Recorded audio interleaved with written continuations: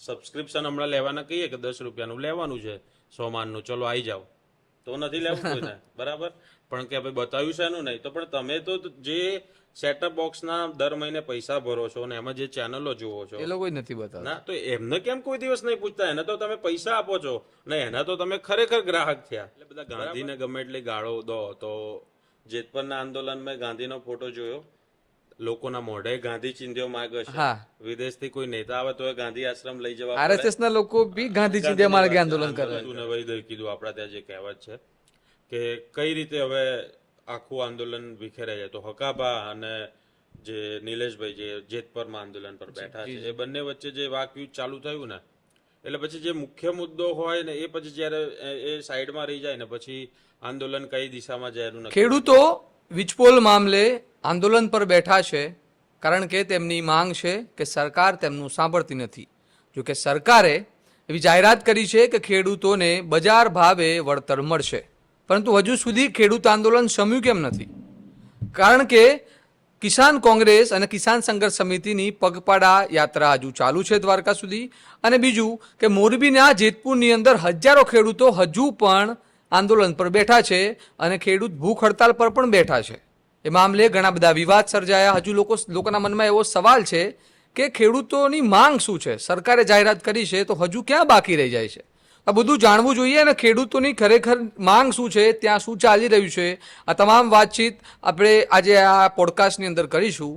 તો નમસ્કાર. ચાલો, નમસ્કાર. સ્વમાનમાં તમારું સ્વાગત છે. હું ચિરાગ વર્ષાબેન. તો આજે આપણી સાથે છે સ્વમાનના પત્રકાર સાગર પટેલ. તો એ મોરબીની અંદર ખેડૂત આંદોલનમાં જઈને આવ્યા છે અને કિસાન કોંગ્રેસની જે પગપાળા યાત્રા છે ત્યાં પણ એ કવર કરીને આવ્યા છે. તો ત્યાં શું સ્થિતિ છે આપણે એમની સાથે સીધી વાતચીત કરીએ. નમસ્કાર સાગરભાઈ. નમસ્તે. તો ગઈકાલે જ જઈને આવ્યા અને ખેડૂતો છેલ્લા કેટલાય દિવસોથી બેઠા છે, જેમ એ રીતે બેઠેલા જોવા મળ્યા. પણ એક વસ્તુ ખાસ જોઈ કે જે પાલભાઈની એ યાત્રા હોય કે પછી જેતપરનું આંદોલન હોય, ખેડૂતોમાં આક્રોશ છે. પરંતુ પહેલી જે સભા જે થવાની હતી ને રેલી થવાની હતી અને પછી સભાની વાત થઈ, એની અંદર મિસકમ્યુનિકેશન જે ખેડૂતોનું હતું, તો એ જે પરિસ્થિતિ થઈ ને એની અંદર એ જે જુસ્સો હતો, જે ટ્રેક્ટર રેલી નીકળી હતી, એ જુસ્સો હાલ જોવા નથી મળી રહ્યો. અને એની વચ્ચે ખેડૂતોના ભાગ પડી ગયા છે. જે અહીંયા જે ખેડૂતો એક સાથે જોવા મળ્યો હતો, અત્યારે બધા જ ખેડૂતો અલગ થઈ રહ્યા છે. ક્યાંય એમનું અલગ આંદોલન ચાલે છે, ક્યાંય બીજાનું અલગ આંદોલન ચાલે છે. એટલે ભાગમાં વહેંચાઈ ગયો હોય ખેડૂત એવું દેખાઈ રહ્યું છે. ને આનો ફાયદો જે થશે એ સ્વાભાવિક છે કે સરકારને થશે.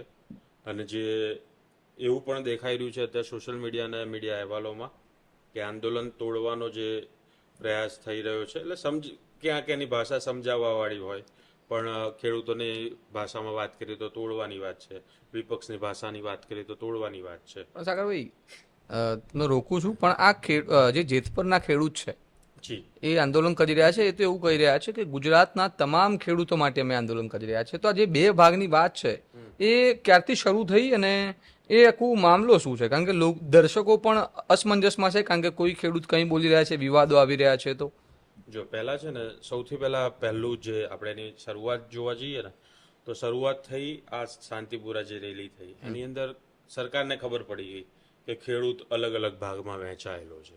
એટલે ત્યાં જે પરિસ્થિતિ થઈ, આમ આદમી પાર્ટી અને કોંગ્રેસે એકબીજા ઉપર આક્ષેપ પ્રતિ આક્ષેપ કર્યા અને ત્યાં પછી જે ભાગ પડી ગયા અને પછી કોંગ્રેસ એમની અલગ અત્યારે યાત્રા કરી રહી છે, જેતપરના ખેડૂતો અલગ રીતે બેઠા છે. પણ આની વચ્ચે શું કહેવાય કે ફાયદો જે છે એમાં એ તૂટ્યા, એમાં શાંતિથી અત્યારે સરકારને એટલી બધી તકલીફ નથી પડી રહી જે એ દિવસે ચિંતા હતી. એ દિવસે જેટલું લોકોને હતું કે ના, ઘણા બધા સમય પછી પત્રકારત્વમાં આવું આંદોલન જોયું. છેલ્લે આ એલઆરડીની ભરતી હોય કે પછી સ્વાસ્થ્ય કર્મચારીઓને ગાંધીનગરની અંદર આંદોલન જોયા, જે ગાર્ડનની અંદર બેસી રહ્યા હતા ઘણા બધા દિવસો સુધી. પછી યુવરાજસિંહ નેતા તરીકે એક આંદોલનમાં ઉભરી આવ્યા. તો એ બધા આંદોલન પછી ઘણા સમય પછી આ પ્રકારનું આંદોલન જોયેલું. પરંતુ એ જે વિખેરાઈ ગયું ને રિટર્નમાં જતા જે ખેડૂતોના મોઢા પર જે નિશાસો હતો, અને પછી અત્યારે આપણે જોઈ રહ્યા છીએ તો એ દિવસથી જ બધા ભાગ પડી ગયા.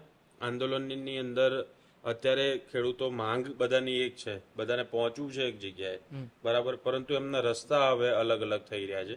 એટલે પહેલા કેવું હતું કે સરકારે એક સાથે બહુ જ બધા ખેડૂતોને સહન કરવાના હતા, હેન્ડલ કરવાના હતા. હવે એક પર્ટિક્યુલર ગ્રુપ છે.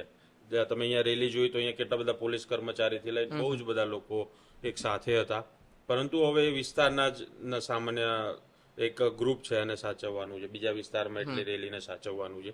અને મીડિયા માધ્યમોને પણ ખબર છે, જે મોટાભાગના મીડિયા માધ્યમો કવર નહીં જ કરી રહ્યા, અને કરી રહ્યા છે તો ખાલી પેલી બાઇટ બતાવવા પૂરતી. અને તમે જુઓ કે અત્યારે હવે જ્યારે હકાભા અને આ નિલેશભાઈ બંને વચ્ચેનો જે સંઘર્ષ ચાલી રહ્યો છે, એકબીજાની વાક યુદ્ધ આપણે કહી શકીએ કે એ ચાલુ થયું ને પછી બધા ઉતરી આવ્યા. બાકી અત્યાર સુધી ખેડૂતોની વાત કરવા માટે કોઈ નહોતું. ખેડૂતો વિશે વાત કરીએ તો એને કોઈએ ત્યાં એટલું બધું તવજ્જો આપી નહોતી, પરંતુ હવે દેખાઈ રહ્યા. આજે ખેડૂત આંદોલન થયું એટલે તમારું જે પ્રમાણેનું વિચારી રહ્યા છો, તમે જોઈ રહ્યા છો, તો સરકારને હવે આ જે જુદું જુદું થાય છે એનાથી કંઈ ફરક નથી પડી રહ્યો.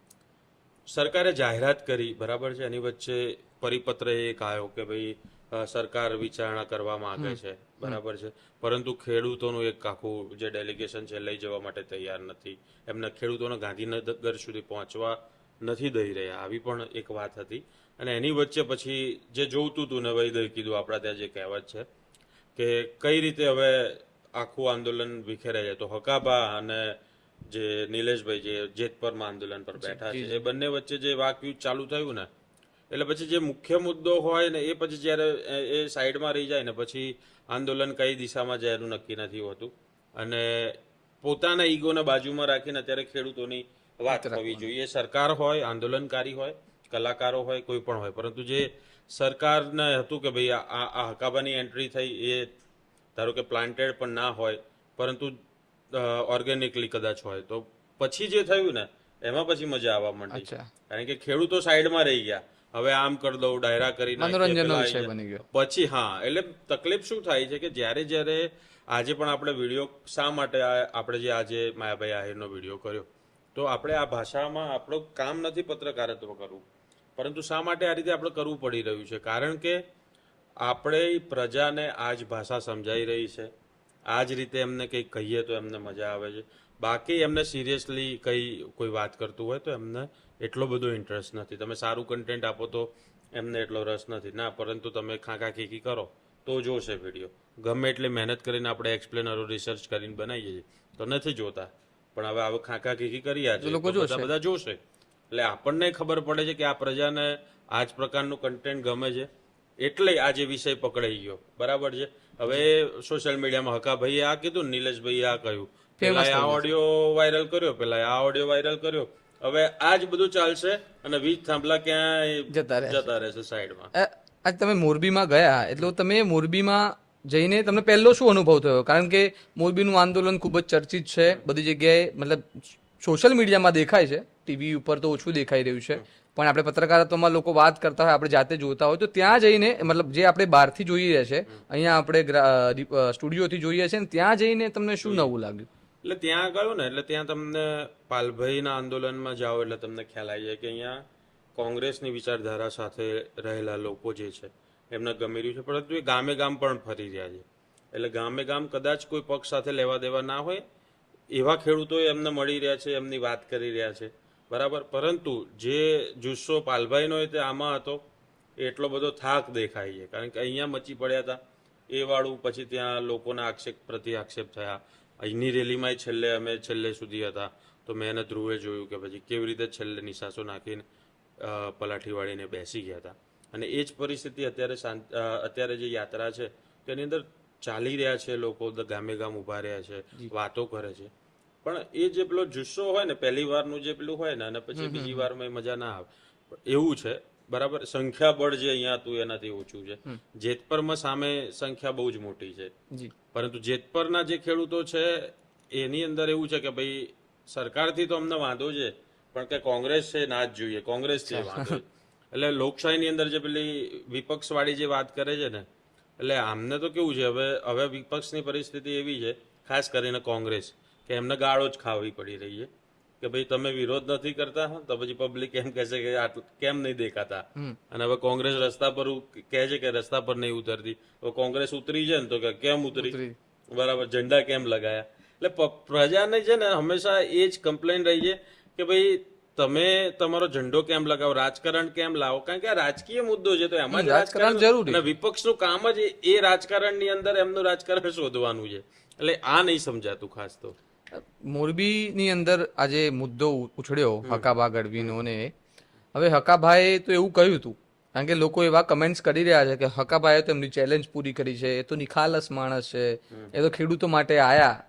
તો આ વિવાદ કેમ થયો હશે? તમને પત્રકાર રીતે તમને કઈ રીતે આ વિવાદ જેવું લાગે છે કે શું હોઈ શકે? પહેલા થયું એવું કે સોશિયલ મીડિયામાં આપણે છેલ્લા કેટલાય સમયથી જોઈએ છે એ કીર્તિદાન ગઢવીનું અદાણી વાળું પેલું ગીત હોય કે પછી માયાભાઈ આહીરની વાતો હોય બધી અલગ અલગ, આ બધાની વચ્ચે આપણે જોયું કે સરકારના પક્ષે અથવા કંપનીઓના પક્ષની એમની જે વાતો હતી એને લઈને ખેડૂતોમાં પ્રચંડ ગુસ્સો હતો. એટલે આ બધા ગુસ્સાની વચ્ચે જો હકાભાઈ તમે જુઓ ને તો એમના પ્રત્યે એટલો બધો, કારણ કે એમના એવા સ્ટેટમેન્ટ સરકાર તરફી આ તે એટલા વિઝિબલ નથી, કદાચ હશે ખરા, એટલા વિઝિબલ થયા કેસ વાળો એક ફોટો વાયરલ થયો હતો, બરાબર, એટલા વિઝિબલ નથી થયા. તો એના કારણે શું થયું, અને એમણે કહ્યું કે કલાકારો ઉપર આરોપ હતો તો કે ચલો હું આવ્યો ને બોલ્યો લો, બરાબર છે. પછી એમાં એવું થયું કે નિલેશભાઈ કે આવો બોલો, વાંધો નથી, ડાયરો કરો, ખેડૂતો માટે કર્યો આ તે. પણ પછી બંનેના મૂળ મુદ્દો રહી ગયો સાઈડમાં કે નિલેશભાઈનો ઈગો ને હકાભાનો ઈગો, એટલે ઈગો ઉપર આવી ગયું. અને હું જેમ વારંવાર કહું છું, ઈગા ઉપર આવે ને એટલે પછી પેલા એવરેસ્ટ થી એક મેં ઊંચો જે ઈગો છે આપણા લોકોનો એની ઉપર બધું પછી વહી જાય છે, મુખ્ય મુદ્દા સાઈડમાં રહી જાય છે. હવે વરસાદ પડ્યો, બરાબર, હવે ખેડૂતો પોતાની વાવણી કરશે ક્યાં સુધી, કારણ કે એમને ખેડૂતો કઈ કરોડોપતિ છે નહીં, એમને એમના ખેતરમાં પાક પકવવાના છે. એટલે અત્યાર સુધી આંદોલનમાં જે આમ તો મારું તો એવું માનવું છે એ જ રાહ જોવાતી હશે કે ભાઈ અત્યારે હાલ ખેતી આવશે ને એટલે બધા પછી પોતાના કામમાં ફ્રી બેઠા છે એટલે આંદોલન કરી રહ્યા છે, પોતાના કામમાં વ્યસ્ત થઈ જશે. અને અત્યારે હવે એ પરિસ્થિતિ છે કે જો મુદ્દો એ તે એકદમ ફંટાઈ ગયો, ખેતીનો સમય થઈ ગયો, અને કાલે સરકારે થોડી ઘણી જાહેરાતે કરી દીધી. પણ ખરેખર તો ખેડૂતોની વાત એવી છે કે હવે ભલે વરસાદ પડી જશે, ખેડૂત એના ખેતરમાં જતા રહેશે, પણ ખેડૂતનો એક મુદ્દો તો આ છે જ કે સરકાર એમને ટેકાનો ભાવ નથી આપતી, બિયારણ મોંઘા છે. પછી બીજું કે વધારે વરસાદ પડશે તો શું? હવે છે ને આ દર વર્ષના મુદ્દા છે, બરાબર. વીજ પોલ ભૂતકાળમાં નંખાયા છે, પરંતુ આ વખતે પકડાઈ ગયું કારણ કે પોલીસના આપણે ટોળા ખેતરોમાં જોયા, મહિલાઓને ડિટેન કર્યા હોય એ બધું આપણે જોયું. અને ખાસ કરીને સોશિયલ મીડિયા વિઝિબલ એકદમ થયું, એના કારણે વિડીયો સતત આપણે જોતા રહ્યા. અને એના કારણે વીજ પોલનો મુદ્દો જે છે પકડાઈ ગયો. બાકી ટેકાના ભાવ હોય કે પછી વધારે પડતો વરસાદ હોય, ઓછો વરસાદ હોય કે પછી પાક વીમો હોય, આ બધા મુદ્દા દર વર્ષે ફિક્સ છે, સિઝનલ છે કે આ સિઝન આવશે એટલે આ મુદ્દા થશે જ ને. પછી સરકાર એક જાહેરાત કરશે અને વિરોધ પક્ષ એનો વિરોધ કરશે. આ દર વર્ષના મુદ્દા છે. પરંતુ એની વચ્ચે આ વર્ષે આ હતું કે વીજ પોલ અને આના સિવાય કે એક વર્ષ પછી આવી રહ્યું છે ચૂંટણી, બરાબર. તો આને લઈને ખેડૂતોને એવું હતું, અને ખેડૂતોની માંગ છે કે વળતર જે મળે છે એમને વ્યવસ્થિત આપો એટલે વાત પૂરી થઈ જાય. સરકારે કહ્યું કે બજાર ભાવે વળતર મળશે, બરાબર. પરંતુ ખેડૂતો પહેલાથી કઈ બમણું મળશે, ખેડૂતોની પહેલાથી માંગ હતી કે 4 ગણું જોઈએ છે, બરાબર. એટલે સરકારે વચ્ચેનો એક રસ્તો આપી દીધો, એક સ્ટેપ અમે આગળ આવીએ, એક સ્ટેપ તમે પાછળ આવો. હવે અસમંજસની સ્થિતિ ક્યાં થઈ છે કે નેતાઓ કદાચ એવું કે ના આટલું તો નથી, આપણે તો પૂરતું જ જોવાનું છે, બરાબર. ઘણા ખેડૂતો માનીએ જાય, ઘણા ના એ માને. તો હવે આમાં પ્રેક્ટિકલ રસ્તો શું છે? કોમ્યુનિકેશન થતું હોય તો કોમ્યુનિકેશન કરવું જ જોઈએ. એ કોઈ પણ આંદોલન હોય, એ ગાંધીજીએ જયારે આંદોલન કરતા હતા તો એમણે અંગ્રેજો સાથે કોમ્યુનિકેશન નથી કર્યું એવું નથી, અને કોમ્યુનિકેશન કરવા જરૂરી છે. એનો પછી પરિણામ આવે ના આવે એ પછીનો મુદ્દો છે, પરંતુ ખેડૂતોએ કોમ્યુનિકેશન કરવું જ જોઈએ. આંદોલનમાં પણ તમને ખ્યાલ આવે કે ભાઈ આપણે હજુ કેટલું કરવાનું છે, સરકાર ક્યાં સુધી નમી છે, એ કોમ્યુનિકેશન થી જ ખબર. અને મેઇન વસ્તુ તમને છે ને, તમે જ્યારે કોઈ ફિલ્ડ પર જાઓ છો અને આંદોલન કરો, જેમ પાલભાઈની જે આખી યાત્રા હતી તો ખ્યાલ એ તો ઓપનલી કોંગ્રેસની યાત્રા છે, પરંતુ આ બાજુ જેતપર બાજુ જાઓ તો ત્યાં ખેડૂતોનો ખાલી ખેડૂતની વાત હોવી જોઈએ, કોઈ પક્ષની વાત નહીં, પરંતુ એની સાથે સાથે આમ આદમી પાર્ટીનો તે એક વાતાવરણ તમને ત્યાં જોવા મળે. એ તમે ડાયરેક્ટલી ના કહી શકો પણ ઇનડાયરેક્ટલી તમને અંદાજ આવે, કારણ કે આપણે આટલા વર્ષથી બજારમાં જ ફરીએ છીએ, ફિલ્ડમાં જ ફરીએ છીએ. એટલે ભલે ડાયરેક્ટલી શો નથી ત્યાં કોઈ પેલા બેનર લાગ્યા નથી, પરંતુ એ એક છાંટ ત્યાં દેખાય. એ દેખાય પણ ખરી. કારણ કે લોકો કોંગ્રેસનો વિરોધ કરી રહ્યા છે, પણ આમ આદમી પાર્ટી વિશે પૂછવામાં આવે ત્યારે નથી અને એમનામાં. બીજી મોટી વાત એ છે કે આમ આદમી પાર્ટીના નેતા એ પણ ત્યાં ગયા હમણાં જિગીશાબેન, તો ત્યાં કોઈ વિરોધ ના થયો. એ બધું સમૂહસૂત્રું ચાલ્યું. હમ. હવે મુખ્ય સવાલ એ હતો કે આ જે પોલિટિક્સની વાત છે કે હવે ચૂંટણી આવે છે, તો તમારો એક રિપોર્ટ છે કે મહિલાઓ સાથે જે તમે સંવાદ કરી રહ્યા છો તેમાં મહિલાઓ સરકાર વિરુદ્ધ બોલી રહ્યા છે. તો એ તમને એ સરકાર વિરુદ્ધ તો બોલ્યા છે, પણ એ તમને કઈ બાજુ વળતા લાગે છે એ લોકો? એમને જો આપણા ત્યાં છે ને ગુજરાતનો એક હંમેશા ટેસ્ટ રહ્યો છે, તો જ 30 વર્ષથી ભારતીય જનતા પાર્ટી સરકારમાં છે. અમને સરકારથી વાંધો છે, પરંતુ અમારું નિરાકરણ આ જ સરકાર લાવે. અમને કોંગ્રેસ તો નથી જ જોતી, આમ આદમી પાર્ટી, એટલે ત્યાંનું હું પર્ટિક્યુલર કહું છું. ત્યાં પાછું એટલે તમને આમ આદમી પાર્ટી વિશે બોલો તો જેમ વિસાવદરમાં અમે જોતા, તો ત્યાં થોડી છાંટ પેલી કરી વિસાવદર વાળી કે હા આમ આદમી પાર્ટીને કદાચ વોટે આપીએ ને ચાલે, પણ કોંગ્રેસ તો અમારે ના જ જોઈએ. બરાબર, એ લોકોનું એ પ્રકારનું અને દ્વેષ કે પછી એ આક્રોશ શા માટે છે એના વિશે આપણે એક ખૂબ ઘણા સમયથી આ બધાના મનમાં એ બેસેલું છે. પણ એ ત્યાં જાઓ એટલે તમને તરત જ ફીલ થાય કે અહીંયા કોંગ્રેસથી તો ભાજપથી અમને વાંધો જ છે, જોરદાર વાંધો છે. અત્યારે વીજ પોલ ના નાખે, પણ હમણાં ભાજપ વળતર આપી દે ને તો પછી અમારે આ જ સરકાર જોઈએ.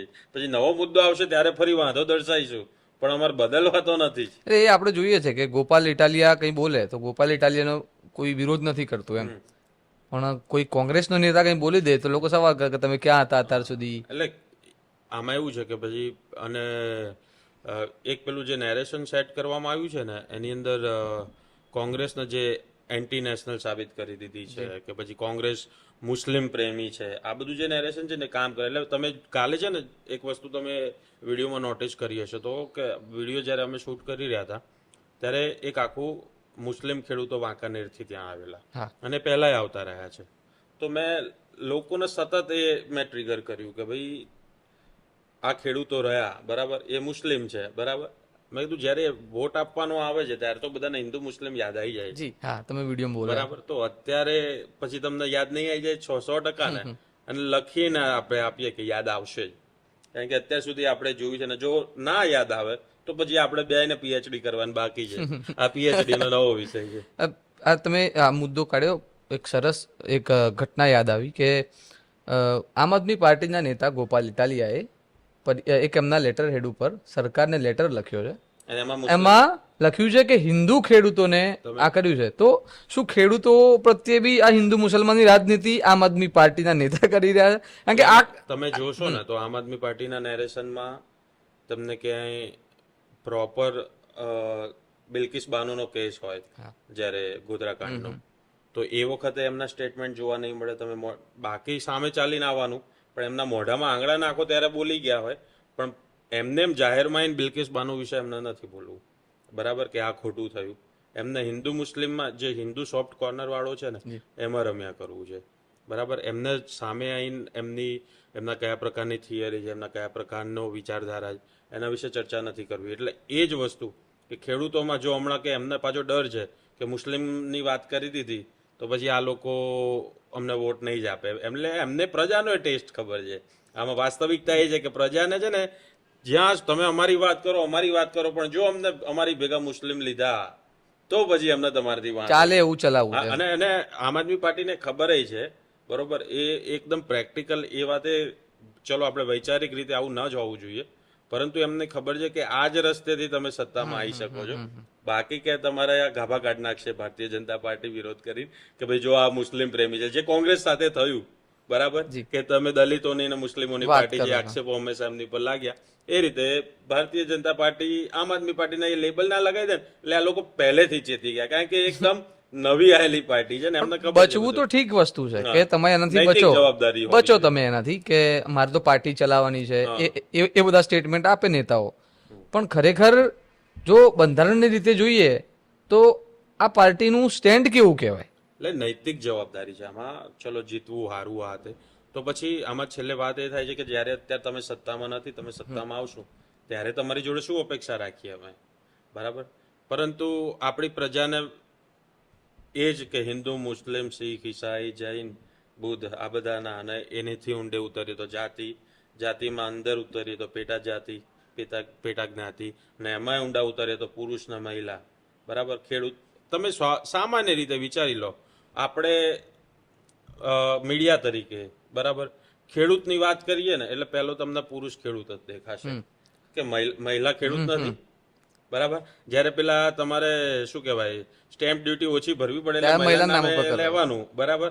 પણ પછી ખેડૂતની વાત આવે, થંબનેલમાં કેટલા આપણે આજ સુધી રિપોર્ટ તૈયાર કર્યા, ખેડૂતની વાત આવે ને એટલે ધોતી ને જબ્બો પહેરેલો ખેડૂત હાથમાં હોય કે વાવણી કરતો હોય ને એવો પુરુષ જ દેખાશે, મહિલા ખેડૂત આપણને નહીં દેખાતી. એટલે આ બધા જે બાયસ છે ને, છોકરીઓ પણ, હા, તમે ખેડૂત આંદોલનમાં તમે જો આ વખતે મેં મોરબીમાં તમે કદાચ તમે જ હશો જેમને સ્ટોરી કરી કે જેમાં છોકરી બોલી રહી છે, બાકી બીબીસીએ કર્યું થોડું, હા, બાકી છોકરા જ બોલતા હોય. હા. એટલે ખેડૂત મતલબ ખેડૂતનો છોકરો જ ખેડૂત માટે બોલશે, ખેડૂતની દીકરી નહીં બોલે.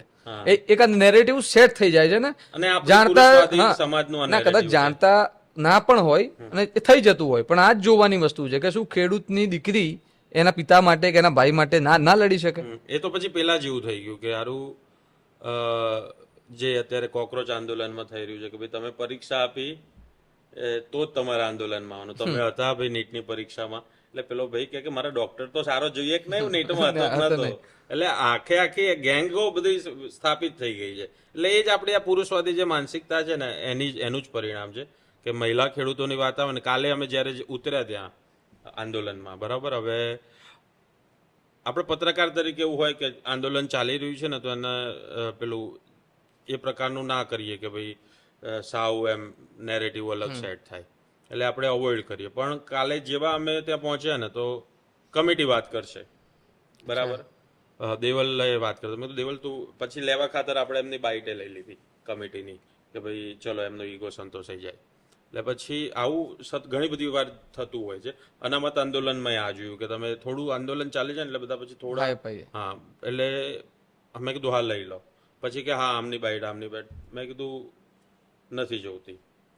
હું ને દેવલ સીધા ગયા ભીડમાં. મેં કીધું આ એ ખેડૂતો છે ને, આ એમનો અવાજ આપણે જોઈએ છે, નેતાઓના અવાજ ખાલી નથી જોતા. તો પછી જે મહિલાઓ સભા પૂરી જ થતી હતી, મહિલાઓ ઊભી થઈને જતી હતી. મેં કીધું ચલો વાત કરો, તો કે ના અમને ના ફાવે. મેં કીધું કેમ ના ફાવે, તમારો મુદ્દો નથી, તમારે બોલવું તો પડશે ને. પછી અને ફિલ્ડમાં ઉતરે ને એટલે જ્યારે બોલાવડાવવાના હોય ને ત્યારે લોકો ગભરાય, શરમાય. તેનું એક કલેક્ટિવ વાતાવરણ છે, પણ એક જણ બોલવાનું શરૂ કરે એટલે આપોઆપ બીજા જોડાઈ જાય. જેમ તો એક બાએ બોલવાનું ચાલુ કર્યું, એમણે વાત કરી. એ પછી મને છે ને આશ્ચર્ય થયું કે એક યંગ હતી એક છોકરી, અને એ યુવતી આવીને વાત કરવાની શરૂ કરી ને એટલે પછી મેં એની જોડે ચર્ચા કરી. એટલે મેં તું જાણીએ કે ભાઈ આમની કઈ પરિસ્થિતિ છે. પણ પછી મેં એને એ જ કહ્યું, મેં કીધું હિન્દુ મુસ્લિમ ઉપર પછી ભૂલાઈ નહીં જાય ને છેલ્લે, પછી ત્યાં ખબર પડે કે ના કોંગ્રેસે ના જોઈએ. એટલે પછી જે ધારો કે આપણા વડવાઓનું જે માઇન્ડસેટ હશે એ આપણી ઉપર આવવાનું છે, સ્વાભાવિક છે. એટલે એ જ ત્યાંના વાતાવરણનું માઇન્ડસેટ એના પર હતું જ, બરાબર છે. પરંતુ એ બોલી, એણે વાત કરી, અને વિડીયો આજે આપણે અપલોડ કર્યો સારો એ ચાલ્યો, બરાબર. પરંતુ એટલીસ્ટ બોલતા થયા કોઈ વ્યક્તિઓ, એ સૌથી વધારે જરૂરી છે. એટલે આપણું પત્રકારત્વમાં એક કામ છે કે નવા નવા અવાજો લાવવા, બરાબર. અને આ બધું પત્યું પછી બહાર ગયા, અમે બહાર મુસ્લિમ ખેડૂતો સાથે વાત કરી, બીજા એક ખેડૂત સાથે વાત કરી, એ પણ બહુ બધું બોલ્યા, એમની જોડે વાત કરી, અને 8 મિનિટ લગભગ આપણે એમની સાથે વાત કરીને એમનો વિડીયો અપલોડ કર્યો, વિડીયો શૂટ કર્યો. અને પછી આ બધું પત્યા પછી કે ભાઈ ત્યાં પહોંચ્યા છે, સ્વાભાવિક છે કે અનશન ચાલી રહ્યું છે, તો અનશન કરી રહેલા લોકો હવે આટલા દિવસ થયા છે તો કદાચ બોલવામાં એમને તકલીફ પડે, ત્યારે આપણે આટલા સમયથી બોલીએ છીએ તો આપણને પાણીની જરૂર પડશે. તો મેં કીધું એમને જાજુ ના બોલાવીએ, પણ એકવાર અપ્રોચ કરી જોઈએ. કમિટીવાળાએ કીધું કે ના અનશનવાળાને પૂછવું પડશે બોલે ના બોલે. મેં કીધું એ એમનો કોલ છે, બરાબર. અમારે કઈ એવું કંઈ બોલે ના બોલે એમને વાંધો નથી, પણ જો બોલતા હોય તો અમે છેક આટલા સુધી આવ્યા છે. એક તો આપણા ઓછા સંસાધનોમાં લોકો આપણને કોમેન્ટ કરતા હોઈએ કે તમે અહીંયા પહોંચો, કેમ નથી ગયા, તે તો આપણે માંડ કેવી રીતે, તમને ખબર છે કેવી રીતે પહોંચીએ છીએ, બરોબર. તો માંડ પહોંચ્યા, તો મેં તું ગયા છે તો એ બતાવવું પડશે ને. તો કોમેન્ટ કરવા વાળા નથી ખબર કે ત્યાં શું થયું, એટલે એ ઠોકાઠોક કોમેન્ટ કરશે કે કેમ નહીં તમે બતાવ્યું, પડીકું આવી ગયું, તમને કઈ વાંધો હોય તો ખબર જ હતી, તમે નહીં બતાવવાના. એટલે પછી મેં એમને અપ્રોચ કર્યો, નિલેશભાઈને.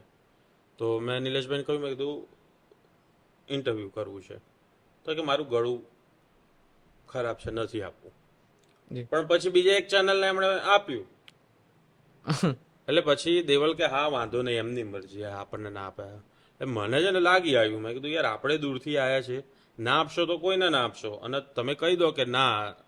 પછી આજ વાત મારે અત્યારે કરવી નહોતી, પણ હવે કરું છું. આપણે જ્યારે ચર્ચા કરી રહ્યા કે એ જ વિડીયો મેં ત્યાં ઉભા બનાવ્યો હતો કે હા અમે અહીંયા વાત કરવા આવ્યા અને હવે આ વાત નથી કરી રહ્યા, આમના મગજમાં કંઈક અલગ ચાલી રહ્યું હશે, તો એમાં ફાયદો ડાયરેક્ટલી, નુકસાન ડાયરેક્ટલી ખેડૂતોને જશે. બરાબર. એટલે આપણે એવા કોઈ નેરેટિવ સાથે ત્યાં પહોંચવું નહોતું, માટે આપણે એ પ્રકારની ત્યાં વર્તન ના કર્યું. પરંતુ પછી અમે ગાડીમાં બેસતા હતા ને પછી મેં કીધું મને આખી રાત મારા ઊંઘમાં મગજમાં રહી જશે કે આટલે દૂર આવ્યા, આપણે ઉજાગરા કરીએ છીએ, આપણી જોડે મર્યાદિત પૈસા છે, આની વચ્ચે આ બધું પત્રકારત્વ કરવાનો પ્રયત્ન કરીએ છીએ, તો એમને ખ્યાલ આવવો જોઈએ કે આપણે કામ કરી રહ્યા છે, તમારા માટે કરી રહ્યા છે ને કેવી રીતે કરી રહ્યા છે. એટલે પછી હું ઊભો રહ્યો. તો બધું પતી ગયું, બધા ખેડૂતો ઘરે જવા માંડ્યા. પછી છે ને એ શાંતિથી એમના પરિવાર સાથે વિડીયો કોલ પર વાત કરતા હતા. એ પત્યું પછી એ બહાર આંટો માર્યો એમણે. વાતાવરણ સાંજે સ્વાભાવિક છે કોઈને. પછી એમને હું મળ્યો, મેં કીધું નિલેશભાઈ મારું નામ સાગર પટેલ છે, સોમાન નામની એક સંસ્થાથી છું હું, અને તમે અમને ઇન્ટરવ્યૂ ના આપ્યું એનાથી પહેલાં તો મેં કહ્યું કે તમે કંઈ મગજમાં એવું ના રાખતા કે અમે તમારા વિશે હવે કંઈ આડું અવડું ચલાવી દઈશું, એવું જરાય પણ નથી. તમે અમને ઇન્ટરવ્યૂ ના આપ્યું એનાથી અમને કંઈ જ વાંધો નથી, એક પણ રૂપિયાનો વાંધો નથી. પણ તમે જો બીજાને ઇન્ટરવ્યૂ આપતા હોય ને તો પછી અમને આપો, કાં પછી કોઈને ના આપશો. કારણ કે મેં એમને ફોન કરીને બોલાયા હતા. બરાબર. એટલે મેં કીધું એ લોકોને નથી ખબર ને તમે કોને ફોન કરીને બોલાયા છે અને કોને ફોન કરીને નથી બોલાયા. લોકોમાં તો એ જ જાય છે કે ભાઈ તમે ત્યાં ગયા ને તમે આમનું ઇન્ટરવ્યૂ કેમ ના કર્યું, પડીકું આવી ગયું. હવે પડીકું શબ્દમાં એવી મજા આવી ગઈ છે લોકોને, કઈ બી એમને ના ગમતું કર્યું એટલે કે પડીકું આવી ગયું. તમને સહેજ પણ પસંદ નહીં આવ્યું એટલે પડીકું આવી ગયું. પણ ચેનલો આપણી કેમની ચાલે છે એ ખબર છે કોઈને? કેવી રીતે આપણે અહીંયા બધું રોજ જાતે કેમેરા કરીને જાતે આ શૂટ કરીને એડિટ કરવા અત્યારે બેસશું. લોકો જેવી મોટી મોટી ટીમ નથી ને ગયા તો ડ્રાઈવરના ગાડીઓ લઈને નહીં ગયા.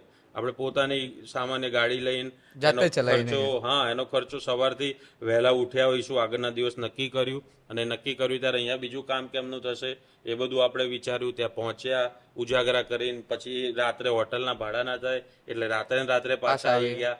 તો આ બધું વસ્તીને નહીં ખબર. સબસ્ક્રિપ્શન હમણાં લેવાના કહીએ કે 10 રૂપિયાનું લેવાનું છે, સોમાનનું, ચલો આવી જાઓ, તો નથી લેવું કોઈને. બરાબર.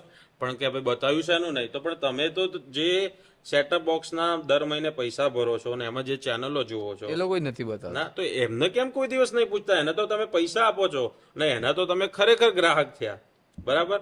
જેના ગ્રાહક છો એને તમારે પૂછવું નથી, અને અમને તો તમે કઈ પાંચ્યું આપતા નથી. બરાબર. અમે તો પત્રકારત્વ કરીએ છીએ, હા, અને પછી ગાળો ખાઈએ છીએ. અને આ યુટ્યુબ ને ફેસબુક ની એકવાર કમાણી આવીને જોઈ જવાનું, પછી ખબર પડે કે પગાર કેમના નીકળે છે બધાના, કેવી રીતે કરીએ છીએ, અને બહાર ફરવા જઈએ છીએ ને છેલ્લે આની પર આવી જશે. તો એ અમારા બાપ દાદાએ થોડું ભેગું કર્યું હોય ને, જેમ તમે ભેગું કર્યું છે તમારા મમ્મી પપ્પાએ ને બધાએ, એમ એ લોકો હજુ અને હવે તો કહે છે કે ભાઈ હવે ક્યાં સુધી આ રીતે કરશો, પૈસા તો જોશે ને, પોતાનો ખર્ચો તો કાઢો. એક ઉંમર તો હારી થઈને મારી હતી, પછી તો પછી તમારી જે બીજા વ્યવસાયમાં પરિસ્થિતિ થાય એવી અમારી થાય. એટલે પહેલા તો પબ્લિકે સમજવું પડશે, અને આ બધું જોવું હોય તો એનો ખર્ચ થાય. એટલે નેશનલ મીડિયામાં તમે વિદેશની બધી મીડિયાઓ જુઓ તો તમને 2 લાઈનનો જ આર્ટિકલ આપશે ને, એના માટે પબ્લિક ત્યાં સમજે છે અને એના માટે પૈસા ખર્ચે છે. એટલે આપણે તો બધું એન્ટરટેનમેન્ટ જોવાનું, સાંજે સોશિયલ મીડિયામાં 2 હાસ્યવાળા વિડીયો જોઈને સુઈ જવાનું, ને પછી કહેવાનું કે ના, જવાબદારી તમારી. કલાકારોને આપણે જ મોટા કરવાના અને પછી ગાળો બી આપણે જ બોલવાની. હા, એક તો બગાડવાનું, પછી કોપીરાઇટની સ્ટ્રાઇકો સહન અમાર કરવાની. બરાબર. સંબંધ તમારે સારા રાખવાના. ડાયરામાં તમે આખી રાત જાગ્યા ને પૈસા ઉડાડ્યા ને પછી હે કરી ખાધું, અને પછી જ્યારે તમારી ઉપર આવી પડ્યું ત્યારે કે ના, મીડિયાવાળા ક્યાં ખોવાઈ ગયા, અમે તો બોલ્યા, લો અમારી ઉપર કોપીરાઇટે આવી હતી, ભૂતકાળમાં કેસોય થયા, ત્યારે કેટલા ઉભા રહ્યા શું થયા એ પછી જીવ જાણે છે. પછી હું તો એમ કહેતો જ નથી કે આખી જિંદગી પ્રામાણિક પત્રકારત્વ જ કરશું, અમને કોઈક દિવસ રેલો આવશે અને એ દિવસ બધું બંધ કરીને જતા રહીશું. બરાબર. કારણ કે કોઈ પછી છેલ્લે ઊભું નહીં રહેતું. બરાબર. પછી આપણે સળિયા આમ પકડવા પડે, બરાબર, કે ટાયર પકડવા પડે, એટલે એ વખતે કોઈ કશું ઊભું નહીં રહેતું ભાઈ. તો બીજું કંઈ તમને એવું લાગે છે કે જે દર્શકોને અને જે લોકો એ જેતપુરના આંદોલનમાં નથી ગયા એ લોકોને જોવું જોઈએ, જાણવું જોઈએ? આજે તો એક આપણા વિડીયોમાં કોમેન્ટ આવી, એનો હું સ્ક્રીનશોટ 100% ભૂલ્યા વગર નાખીશ. અને એક ભાઈએ કોમેન્ટ કરી કે ભાઈ સરકાર પાસે તમામ એરિયા હું જોઈ જ લઉં, આખો તમને બતાવું. 1885 થી જમીનના માલિક ખેડૂત નથી, જ્યારે સરકારને જરૂર પડે ત્યારે આપવી પડે, અને આવું જાણકારોનું કહેવું છે. પાછા એમનું નથી કહેવું. જાણકાર હા, એટલે મેં પછી કહ્યું, જે મારો એક પેટન્ટ જવાબ છે કે ભાઈ પોતાના ઘર આગળ કોઈને ગાડી ના પાર્ક કરવા દેતા હોય ને એ બધા ખેડૂતોએ જમીન આપવી કે ના આપવી ને એની ચર્ચાઓ ના કરે, કારણ કે ઓલરેડી નાના મોટા ખેડૂતોએ ટાઉન પ્લાનિંગ સ્કીમોમાં 40% જમીનો આપી છે. બરાબર, અત્યાર સુધી જે વિકાસ થયો ખેડૂતોના નામે થયો, શહેરીકરણ જે થયું એની અંદર નાના મોટા ગામોના જ ભોગ લેવાયા, અને જે એમને જે તે વખતે વળતરે મળ્યું હશે, તો હાલ એમની શું આ હાલત છે આપણે બધા જોઈએ જ છે. જે ખેતરના માલિક હતા એ જ ખેતરમાં અત્યારે વોચમેનની એ નોકરી નથી મળી રહી. આ વાસ્તવિકતા આપણે સૌ જાણીએ છીએ. અને જે બહારથી આવીને તે પછી કહે અને પૌષ વિસ્તારમાં રહે છે ને એમના ઘર આગળ પેલું કૂતરું એ તો ત્યાં કોઈ બાર પેલા કોઈ સમાજ સેવક આવીને કૂતરાને ખવડાવતું હોય ને એ નહીં પાલવતું, અને કોઈ ગાડી પાર્ક કરી જાય એ નહીં પાલવતું. પણ છે ને આ જ ખેડૂતો પોતાના ખેતરની અંદર પેલા ટીટોળીના ઈંડા હોય ને તો એ ત્યાં ખેડે નહીં. બરાબર, આજુબાજુ કૂતરાનો પેલો ગાય કૂતરાનો રોટલો પેલો બનાવનારા ખેડૂતો જ છે. એટલે આમને આ બધું કરી રહ્યા છે, પણ એમને ખબર નથી કે આને સમાજ સેવા કહેવાય. એનો વેપાર કરતા નહીં આવડતું એમને. એટલે નહીં તો તમારા કરતા સારો પ્રચાર એ કરી શકે છે. અને આ બધાની પ્રોફાઇલ ખોલીને જોશો ને એટલે તમને ખ્યાલ આવી જાય કે કઈ માનસિકતા ધરાવે છે. એટલે આ પ્રીમિયમ ક્વોલિટીના પેલા બધા છે. એટલે તમને ખ્યાલ આવી જાય કે ખેડૂતોને કે તમારા દુશ્મનો ચારે બાજુ બેઠા છે. વિખરાઈ ના જશો, ઝઘડી ના મળશો. જે પક્ષ હોય, જે કોઈ વ્યક્તિ હોય, સરકારે હોય, જો તમારી વાત કરી રહ્યું છે તો હંમેશા કમ્યુનિકેશન થવું જોઈએ. વાતચીતનો એક અવસર હંમેશા ખુલ્લો હોય તો સંવાદ હંમેશા જરૂરી છે, કોઈ પણ આંદોલન હોય, કોઈ પણ પરિસ્થિતિ હોય. મુખ્ય વાત છે કે પ્રજાનો જે શબ્દ છે એ આપણે વાતચીતમાં વાપરીએ છીએ, અને આપણે બધી જગ્યાએ જોઈએ છે પ્રજાનો મતલબ શું થાય કે જ્યારે રાજા અને પ્રજા, મતલબ પ્રજા એ રાજાની દાસ હોય, અને પ્રજાને કંઈ બોલવાનો કે કંઈ રાજા નક્કી કરવાનો અધિકાર ના હોય. પરંતુ આપણે વારંવાર સરકારો, નેતાઓ અને પત્રકારો પણ એમ બધા આવી ગયા, બધા આ શબ્દ વાપરીએ છીએ પ્રજા.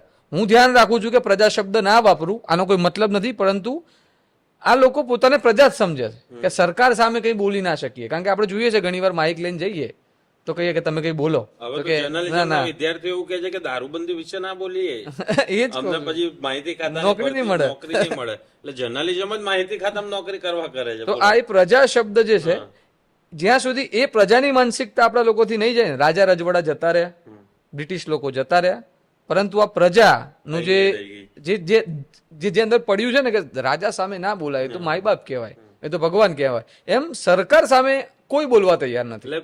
અને એનું આ પરિણામ છે, મને એવું લાગે. એટલે બધા ગાંધીને ગમે એટલી ગાળો દો, તો જેતપુરના આંદોલનમાં ગાંધીનો ફોટો જોયો, લોકોના મોઢે ગાંધી ચિંધ્યો માર્ગ છે. વિદેશથી કોઈ નેતા આવે તો ગાંધી આશ્રમ લઈ જવા, આરએસએસ ના લોકો બી ગાંધી ચિંધ્યા માર્ગે આંદોલન કરે. બોલો, એટલે પછી છેલ્લે તો છે ને ખ્યાલ આવી જાય કે ગાંધી જ રિલેવન્ટ છે. બરાબર છે, તમે ઉપરથી નીચે પછડાઈ જાઓ ને તો એ ગાંધી સિવાય મેળ પડવાનો નથી કોઈને. બરાબર, અને ગાંધીજીએ જે બધી વાતો કરી હતી, એટલે તમે વિચાર કરો કે આ પરિસ્થિતિની અંદર બોલવા તૈયાર નથી ને એ વખત. અત્યારે એમ થાય તો એ વખત પ્રજામાં એટલું શિક્ષણ નહોતું, પ્રજાની આ આર્થિક પરિસ્થિતિ નથી. એ વખત ગાંધીજીએ બધાને ભેગા કરીને, એકઠા કરીને કેવી રીતે અંગ્રેજો સામે લડી હશે, પોતાની વાતો મૂકી હશે, કેવી રીતે આર્થિક બધું ભેગું કરીને લોકોને સમજાયા છે કે ભાઈ આંદોલન કરવા પૈસા જોઈએ. બરાબર, આમથી આમ ટ્રાવેલ કરવું હોય તો પૈસા જોઈએ. અને આ બધું કરીને લોકોને સમજાયા છે, આંદોલન કર્યા છે, અને પછી છેક આઝાદી સુધી આપણે પહોંચ્યા હશું. એટલે ગાંધી વગર મેળ જ નહીં. એટલે પેલી વાત છે ને કે મજબૂરી કા નામ મહાત્મા ગાંધી નહીં, મજબૂતી કા નામ મહાત્મા ગાંધી. એમ કે તૂટે નહીં અને જોડે રહી, ભલે હારી જાય, એકવાર તમે હારો. હા, ગાંધી પરથી વાત આવી. આમાં પાછું સારું થયું, યાદ આવ્યું આ મને. પાછું જે યુવતી હતી, યંગ ખેડૂત, યંગ ફાર્મર, બરાબર, જેનજી ફાર્મર, આપણે જે કંઈ પણ નામ આપી શકીએ, તો એમણે કહ્યું કે એ વખત મેં એમને સવાલ પૂછવો એ યોગ્ય ના લાગ્યો.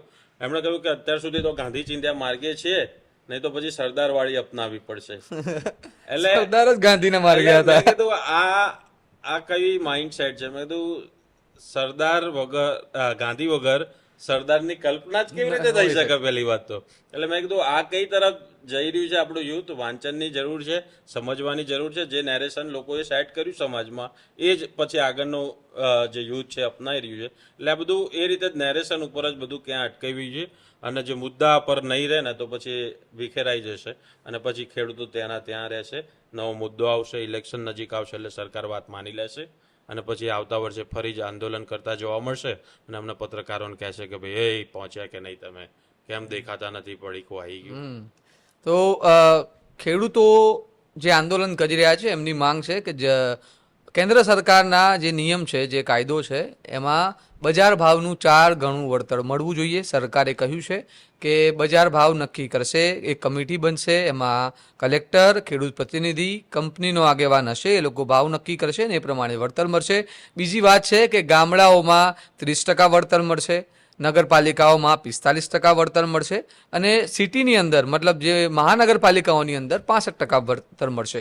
તો આ બધા મુદ્દાઓ અત્યારે ચર્ચામાં છે. લોકો હજુ વિચારી રહ્યા છે કે કઈ રીતનું સરકાર ગોઠવી રહી છે. ઘણા આક્ષેપો લાગી રહ્યા છે સરકાર ઉપર, પરંતુ આ વાત જાણવી જરૂરી છે કે ખેડૂત આંદોલનની અંદર લોકોનો વિચાર શું છે, માહોલ શું છે. એટલા માટે આ ખરેખર પોડકાસ્ટ કરવાની જરૂર પડી. બાકી સ્વમાનના રિપોર્ટ્સ તમે જોઈ શકો કે કેટલું ડિટેલમાં અને નિષ્પક્ષ પત્રકારત્વ મતલબ કરવાનો પ્રયાસ કર્યો છે અને મોટાભાગે કરીએ જ છીએ નિષ્પક્ષ પત્રકાર. તો આ પ્રમાણેના વિડીયો જો તમને પસંદ હોય તો તમારા સ્વમાનને ફોલો કરવાનું ભૂલતા નહીં અને સબસ્ક્રાઇબ જલ્દીથી કરી લો. તમે ભલે સબસ્ક્રિપ્શન ના લો, પૈસા ના ચૂકવો, પણ એટલીસ્ટ સબસ્ક્રાઇબ કરો, જુઓ અને ફોરવર્ડ કરો તમને ગમે તો. બાકી મળતા રહીશું. તો અમને રજા આપો. અમારા કેમેરા પાછળ જે અમારા સાથી છે ધ્રુવ સોલંકી, આસિફ કાદરી અને સાગરભાઈ, તમારો ધન્યવાદ. થેન્ક તો યુ. મળતા રહીશું. આવા મુદ્દા પર જો તમને પસંદ આવ્યું હોય તો આજે શરૂઆત કરી છે. કન્ટિન્યુ આવા વિષયો પર અમે વાતચીત કરવાના છીએ. કમેન્ટમાં લખજો તમને જે કમેન્ટમાં બી લખજો. હા, જે પણ મુદ્દા પર તમારે ચર્ચા જોઈતી હોય તો. મળીશું ફરીથી.